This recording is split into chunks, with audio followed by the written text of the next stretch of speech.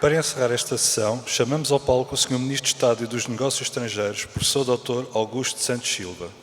Senhora Secretária de Estado dos Assuntos Europeus, a quem agradeço em nome de nós todos a organização desta sessão. Senhoras Professor Vítor Martins, Embaixador Seixas da Costa, Professora Catarina Morri, pelas vossas intervenções e também por terem acedido ao nosso convite para ilustrarem esta sessão com vários pontos de vista. Senhoras colegas de Governo, Senhora Secretária de Estado dos Negócios Estrangeiros e da Cooperação, Senhora Secretária de Estado da Cultura, a quem agradeço também a cedência deste espaço. Queria agradecer também a presença do Sr. Dr. Rui Machete, que foi um dos signatários do Tratado de Adesão em 1985, do Sr. Dr. Luís Amado, como Ministro dos Negócios Estrangeiros, foi também responsável por uma das presidências portuguesas, a presidência de 2007, recordando o então Secretário de Estado, Manuel Lobo Antunes, que os ossos do ofício retêm em Londres, como embaixador de Portugal junto do Reino Unido. Queria agradecer muito especialmente a presença da doutora Isabel Soares, que nos orgulha muito com o facto de ter acedido ao nosso convite. Senhoras e senhores embaixadoras dos países da União Europeia e de outros países que também nos honram com a nossa presença, senhora representante da Comissão Europeia em Portugal e os últimos são os primeiros e, por ordem, o Sr. Presidente da Comissão Parlamentar dos Assuntos Europeus, que representa aqui muito bem a Assembleia da República na sua pluralidade e na sua unidade institucional. Minhas senhoras e meus senhores, muito obrigado a todos pela vossa presença. O desafio que me foi colocado foi falar sobre o futuro da Europa. Eu tenho um problema com o futuro que desdobro em dois subproblemas.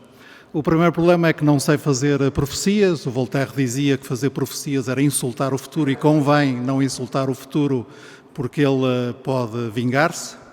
E o segundo subproblema é que, como muitos outros académicos, fui treinado durante uma grande parte da minha vida profissional na arte aparentemente difícil das cenarizações e cansei-me dessa arte porque nenhuma cenarização consegue substituir a ação. A ação que, no caso europeu, nós devemos não só àqueles que já citei e que já foram aqui citados, contribuíram para o pedido de adesão, o Dr. Mário Soares, então Primeiro-Ministro, o Dr. Medeiros Ferreira, então Ministro dos Negócios Estrangeiros, e que depois prosseguiram esse caminho até hoje, mas também a ação que devemos a todos aqueles que representaram Portugal e, sendo portugueses, ocuparam responsabilidades muito importantes na Comissão Europeia, desde logo o Dr. Durão Barroso, que foi Presidente da Comissão Europeia durante 10 anos, e os sucessivos comissários portugueses, membros da Comissão Europeia, o engenheiro Cardoso e Cunha, o professor João Deus Pinheiro, o Dr. António Vitorino, o engenheiro Carlos Moedas, que também nos dá o gosto da sua presença aqui. E perdoem-se-me se me esqueci de alguém, julgo que não. Digo isto porque todos eles e todos aqueles que, como diretores-gerais, como embaixadores, como membros da tecnoestrutura da União Europeia, trabalharam como portugueses e como europeus, todos eles, com o seu desempenho, com o seu empenhamento, com a sua atitude, construíram a imagem que Portugal tem como um país sempre na linha da frente da integração europeia e um país claramente europeísta, seja nas suas elites políticas, seja na sua opinião pública e nos seus diferentes grupos sociais e nas suas diferentes instituições políticas. Portanto, falemos de ação E falando da ação, julgo que a resposta mais fácil à pergunta sobre o que será o futuro da União Europeia é esta: o futuro da União Europeia será o que os europeus quiserem que seja. Neles, europeus, incluídos os portugueses. A primeira, e portanto falemos do que queremos que seja o futuro da União Europeia, do que ele pode ser e do que ele certamente será se o nosso empenhamento na ação corresponder às nossas palavras e corresponder aos nossos desejos e à nossa vontade.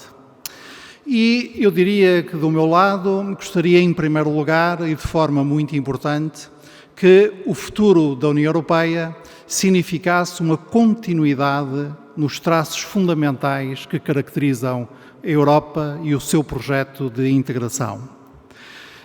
Isso é muito importante, porque nenhum desses traços é dado por adquirido, cada um desses traços resulta de um processo histórico e nenhum processo histórico é nem linear nem irreversível. Mas eu vejo pelo menos 7 traços essenciais que são constitutivos do processo da integração europeia e que são constitutivos do que hoje nós poderíamos dizer a identidade europeia, essa unidade que nos agrega no seio da pluralidade e da diversidade nacional, política, étnica, cultural, histórica que tanto nos caracteriza. O primeiro traço é este: o modelo europeu é o modelo do Estado de Direito, é o rule of law, é a assunção da primacialidade dos direitos humanos, neles do caráter essencial das liberdades, direitos e garantias, da necessidade de o Estado respeitar essa anterioridade dos direitos em relação a si próprio e de respeitar concomitantemente a independência dos tribunais, a pluralidade dos órgãos de comunicação social, a liberdade de imprensa e por aí fora. Esse é um traço constitutivo da identidade europeia, esse é um dos alicerces sobre o qual foi construído o projeto europeu. Depois, para além do Estado de Direito, intimamente ligado ao Estado de Direito, mas com uma declinação própria no plano institucional e político, o projeto da democracia política, da democracia pluralista, nos países mais presidencialista, noutros países mais parlamentarista, na diversidade dos regimes democráticos, mas esse é um traço, é outro alicerce fundamental da Europa, é outro traço essencial da construção europeia, a democracia política, a vinculação à democracia política e as consequências que essa vinculação tem do ponto de vista da nossa arquitetura institucional. Quer da nossa arquitetura institucional de cada um de nós, Estados-membros, quer da arquitetura institucional da União Europeia e do seu projeto de união política. Depois, um terceiro traço constitutivo do processo europeu, do que é a realidade da Europa nestes 70 anos, é a sua vinculação ao projeto de uma paz europeia, a sua vinculação à recusa de resolver qualquer diferendo entre nós por via armada e a defesa de que é possível não só construir uma unidade entre nós, como dentro dessa unidade resolver as nossas divergências, as nossas diferenças, as nossas dissonâncias e às vezes até as contradições dos nossos interesses e dos nossos propósitos por via pacífica. Esse é um dos resultados mais importantes da União Europeia, que é no seu processo histórico pós-Segunda Guerra, o período de mais longa paz na história europeia desde sempre e que é muito importante valorizar em cada momento e por vezes não é tão valorizado quanto devia. Depois, um quarto traço que vejo nesta tentativa de construir um retrato à la minuta do que é a nossa União Europeia é a ideia e a prática da economia social de mercado. O projeto europeu é construído sobre o modelo económico da economia de mercado, mas um modelo de economia social do mercado, isto é, em que o mercado não é visto sozinho, independentemente das instituições, em que o mercado se combina harmoniosamente com as instituições, em que o desenvolvimento do mercado e a geração de riqueza e de emprego que ele permite se faz no quadro de uma regulação institucional clara, forte e permanente, por um lado, mas por outro lado também em que o mercado, como instrumento de criação e distribuição de riqueza, é um instrumento do nosso bem-estar. E essa filosofia de entender o mercado assim, filosofia essa que desde a tradição alemã nós costumamos designar por economia social de mercado, é de facto um traço constitutivo da União Europeia. Mas ao qual eu acrescentaria um quinto, que também é um projeto muito importante na Europa e que tem ganho peso e importância ao longo da sua história recente. Não se trata apenas de favorecer e regular a economia social de mercado, trata-se também de promover processos de desenvolvimento. É exatamente porque a ideia de desenvolvimento é uma ideia iniciadora, é uma ideia fundacional do projeto europeu, que nós damos tanta importância na Europa à coesão territorial, à coesão regional, à coesão social, e a ideia de desenvolvimento tem sido apurada, desenvolvida, expandida, à medida que nós vamos dando conta da importância das questões ambientais, que vamos dando conta da importância da questão da sustentabilidade na organização da nossa vida económica e da nossa vida coletiva. E esse é um traço também muito importante e que caracteriza a Europa. Um sexto e penúltimo traço, perdoem-me se demoro, é aquele que também nos caracteriza e nos distingue de outras regiões e outras sociedades de outro ponto de vista tão próximas de nós, que é a ideia de que para que tudo isto seja possível, para que a economia social de mercado se desenvolva, para que os projetos de desenvolvimento possam progredir, é necessário a presença de um Estado que não apenas garante as funções de soberania, que não apenas garante as funções de regulação económica, mas que também, através de serviços públicos desenvolvidos e acessíveis, garante ou promove o bem-estar das pessoas, o bem-estar das famílias e a coesão das sociedades.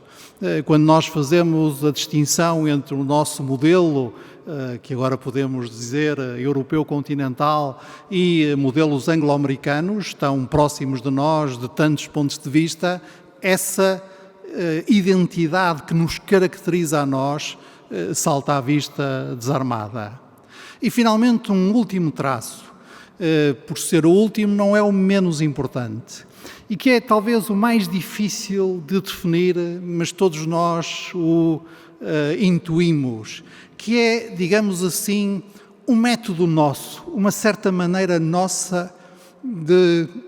fazer as coisas, de tomar as decisões e de fazer com que as decisões perdurem. Um método europeu que tenha uma inscrição própria no que nós chamamos o método comunitário e na forma como procuramos, como bem disse o professor Vítor Martins, não reduzir o nosso projeto comum a um projeto intergovernamental, na forma como olhamos para a Comissão Europeia como a instituição que nos representa a todos,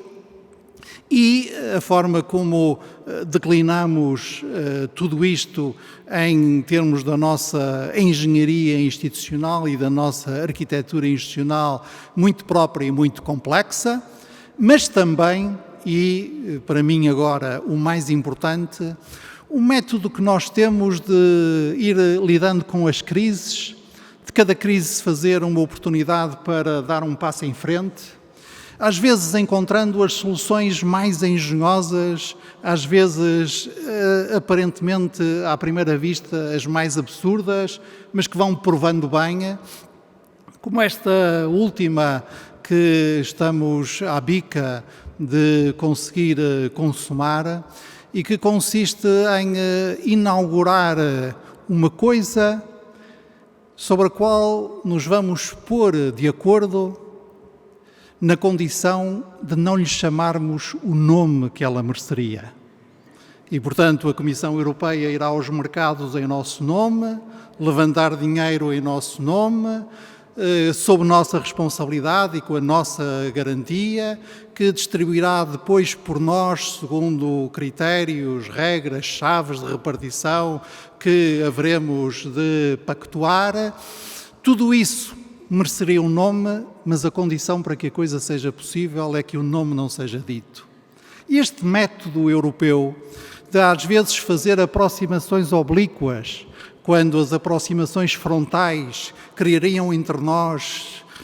divergências insuperáveis, de ir por pequenos passos quando nos parecia que eram necessárias revoluções, de ir por soluções juridicamente quase incompreensíveis, quando essa incompreensibilidade é uma condição temporariamente indispensável para que as soluções possam ser aceitas e implementadas. Tudo isso, a que eu venho chamando o método europeu, este método europeu, é um traço tão característico da nossa identidade como os anteriores 6.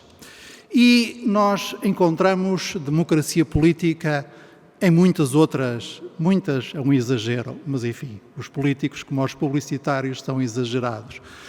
em muitas outras regiões do mundo. Nós encontramos certamente o Estado de Direito bem desenvolvido, às vezes mais desenvolvido até do que entre nós, noutras regiões do mundo. Encontramos economias de mercado mais pujantes do que nós, países mais desenvolvidos do que os nossos, do ponto de vista designadamente dos seus sistemas de formação avançada, de ciência, de inovação. Encontramos muitos outros países até mais comprometidos do que nós com os processos de desenvolvimento autossustentado e procurando responder às necessidades básicas das suas populações. Encontramos sistemas constitucionais tão complexos como o nosso, ou mais complexos do que o nosso, mas em nenhuma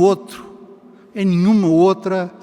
região do mundo encontramos a combinação destas 7 características. E isso é um acervo, é um património nosso, que é o nosso principal recurso e cada dia é testado. Em algum sítio, entre nós mesmos, em alguma dimensão, entre nós mesmos, por alguma razão, entre nós mesmos, ele é testado. O Estado de Direito é testado na União Europeia hoje, a democracia política é testada na União Europeia hoje, a paz é testada em partes da União Europeia hoje, até a paz civil, a paz interna às nossas sociedades, a economia social de mercado é testada, o ideal do desenvolvimento e da coesão são muitas vezes negados, o papel dos serviços públicos é muitas vezes negado e muitos de nós gostariam, não os que estão presentes nesta sala, mas outros, gostariam de rebentar com o método europeu. E por isso mesmo, a minha primeira resposta à pergunta: o que é que há de ser o futuro da Europa, sendo o futuro da Europa será o que os europeus quiserem que ele seja, a minha primeira resposta é que espero que os europeus queiram que ele continue a ser assim, que o futuro da Europa continue a incorporar todos estes nossos traços. E por isso mesmo é que, respeitando todos nós a soberania uns dos outros e abstendo-nos de nos pronunciarmos sobre a vida interna uns dos outros, quando em alguns dos nossos países o que está em causa é a possibilidade de ser posto em questão este conjunto de características, nós todos intervimos e é bom que intervenhamos.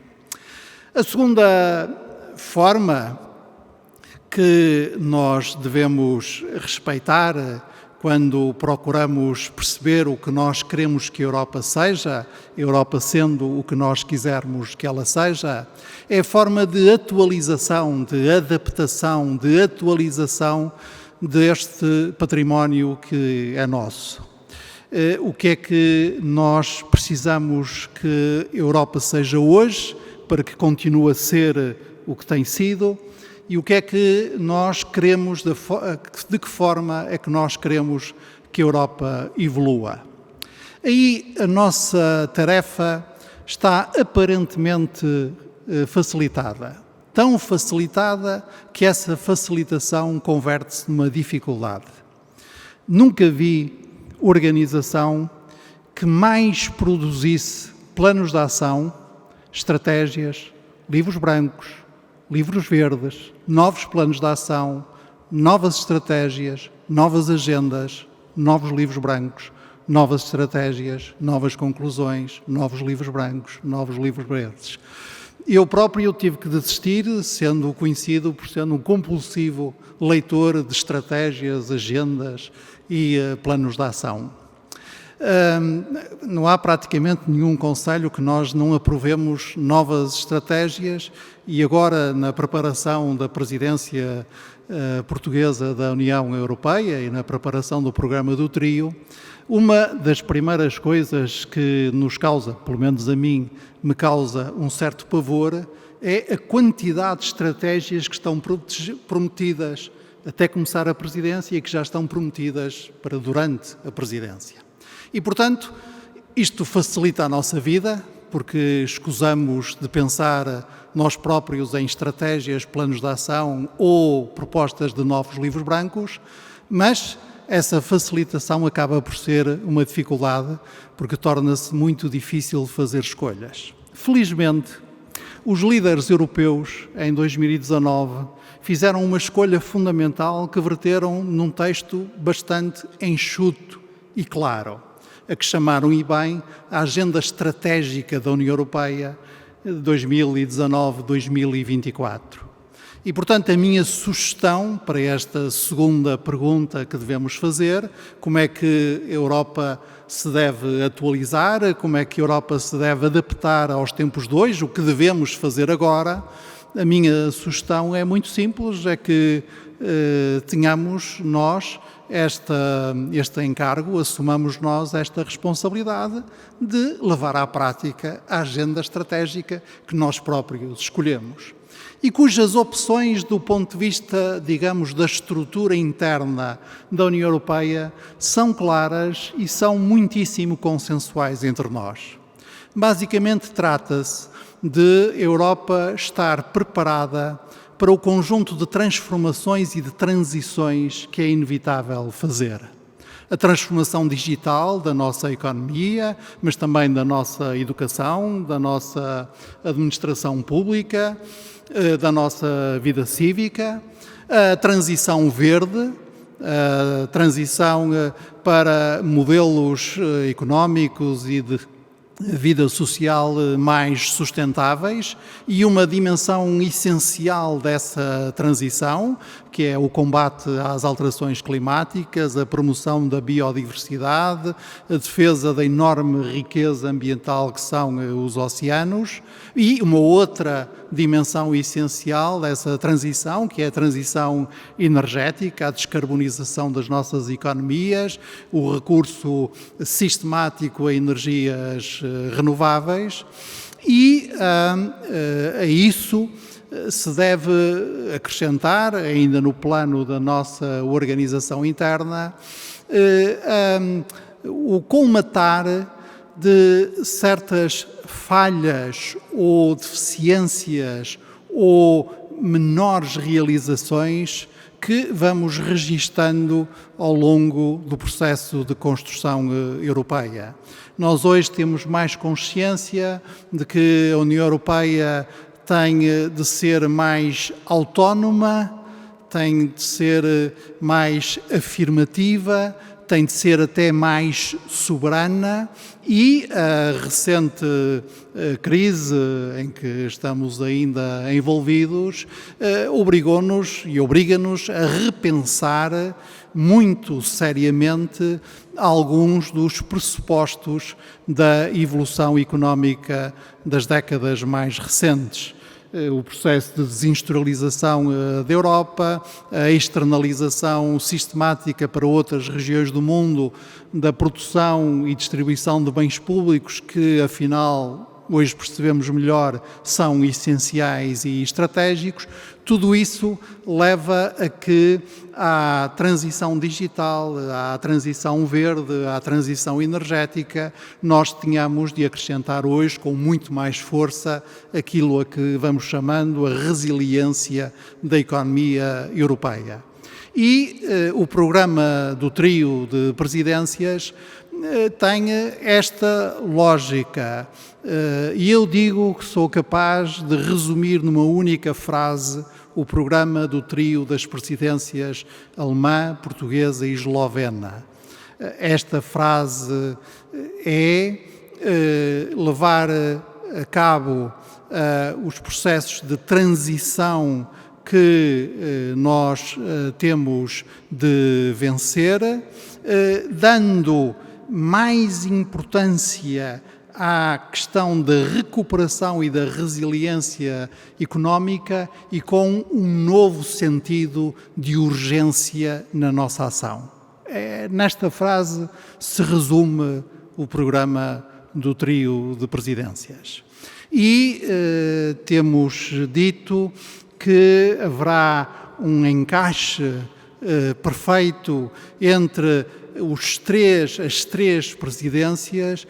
no sentido em que, evidentemente, a presidência alemã terá este sentido de urgência na ação ainda mais instante do que as presidências posteriores, e a presidência portuguesa acrescentará como seu valor próprio a ideia de que a melhor arma que a Europa tem para vencer no processo de transição é o seu modelo social. A Europa social não se faz apesar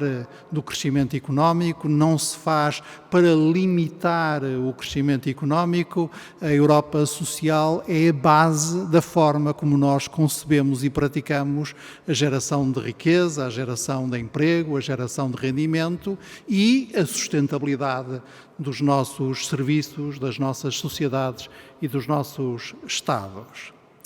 E por isso eu diria que, olhando internamente, as coisas parecem-me bastante claras. Já olhando externamente para o papel da União Europeia no mundo, a resposta é mais difícil. Nós sabemos identificar a necessidade, ainda agora ouvimos com, como diria o Camões, claramente visto, com esta crise da pandemia Covid-19, a primeira das grandes crises do pós-guerra, cuja resposta não teve uma liderança norte-americana, e sabemos, portanto, que a Europa vai ter, do ponto de vista do seu papel como ator global, mais responsabilidades do que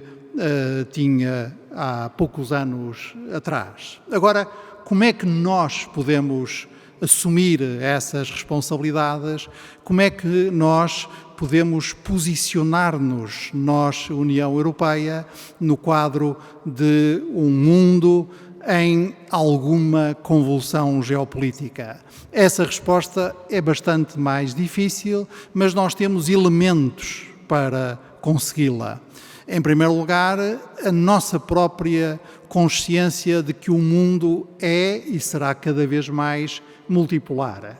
e que a Europa tem a força de o compreender e tem a força de deduzir dessa compreensão a necessidade de falar com todos. Falar, evidentemente, com os Estados Unidos e o Canadá, porque a Europa é parte desse grande arco norte-atlântico, e a ligação transatlântica é consubstancial à nossa própria unidade como União Europeia, mas também saber falar com os vizinhos a leste, desde logo a Rússia, os vizinhos a sul, o grande continente africano, a América Latina, a Índia, a China, o Sudeste Asiático, o que seja. Espera-se da Europa que pratique aquela que é a sua força, que é de ser destas várias regiões do mundo aquela que mais facilmente e mais à vontade fala com todas as outras. E essa é uma força muito importante, que se declina, aliás, nas várias políticas, na política externa, na política de segurança, na política comercial, na política de cooperação para o desenvolvimento, na política de ajuda humanitária. Em todas essas áreas, o valor acrescentado da Europa ao mundo é muitíssimo importante.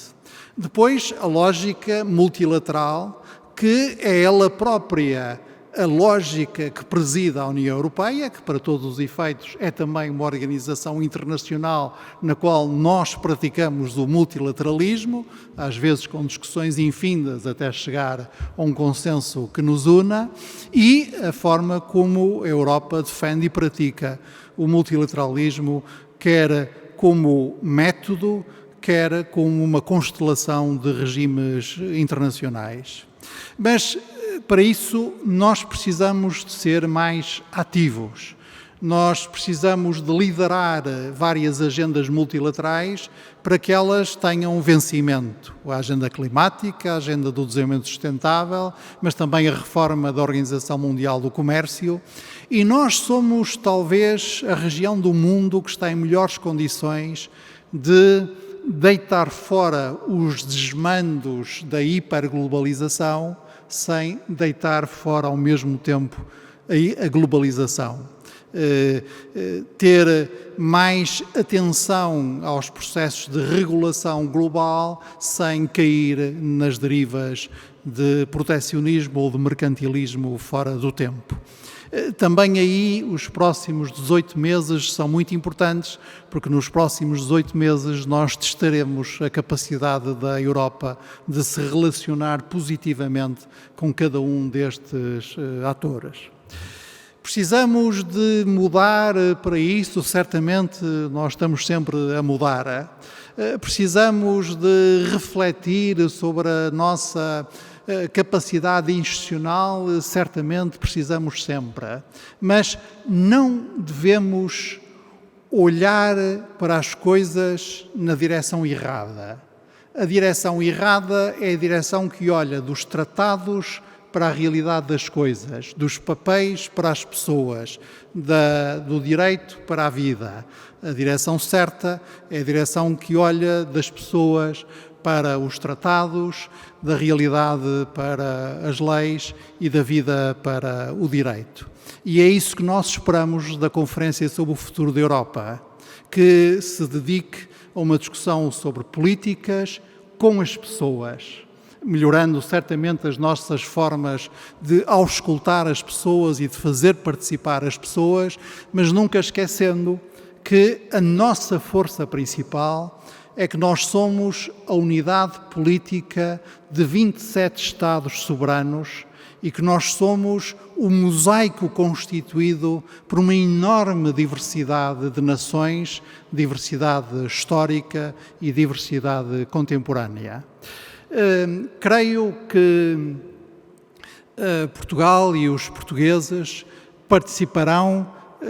não apenas neste debate, mas neste fazer o futuro da Europa. Em primeiro lugar, porque somos europeus, em segundo lugar, porque somos europeístas e, em terceiro lugar, porque faz parte das nossas características identitárias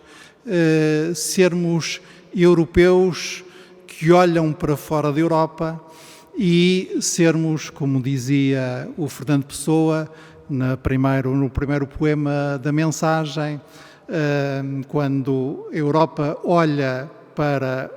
então era apenas o Ocidente, nós hoje sabemos que são todos os pontos cardeais, mas quando a Europa olha para fora, para o futuro do passado, o olhar, o rosto com que fita é Portugal. Muito obrigado.